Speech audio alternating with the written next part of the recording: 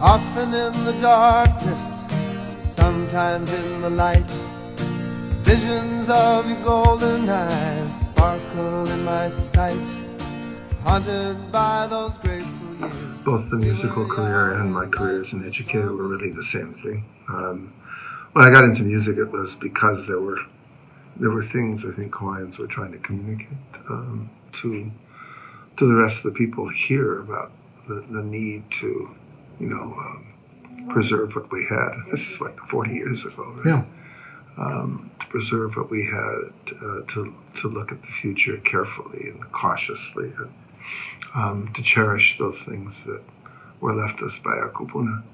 And it's in our music. So it's in the music that we were singing, that were composed 50 years before, 100 years before. And it was also in the music, now in English, that we were composing in the 1970s. Same kinds of messages about the need to protect land, the need to cherish our communities and relationships.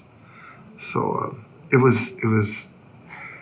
it's what many of those musicians of that era are still doing, like Brother Nolan, right? But the others as well, Jerry Santos, Robert Casimiro, they're still very much involved in educating the public about that, about the spirit in our culture that ties us to this land.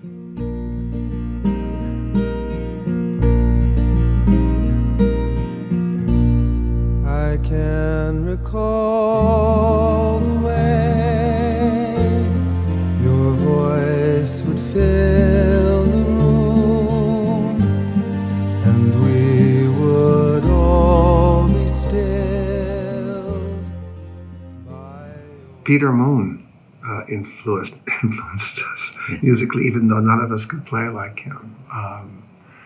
Gabby Pahinui in the same way. The love for the music, right? The sheer joy that Gabby had when he sang. Those are really important influences over musicians my age. And we influenced each other. I listened really closely to the music of Keola and Kapona Beamer and Olamana and Robert and Roland, and so many of the things that they did on stage, so many of the songs that they sang, and in some ways even the way they performed their songs had a strong impact on what Randy and I were doing then and what Steve Brown and I did 20 years later. It's all part of the same.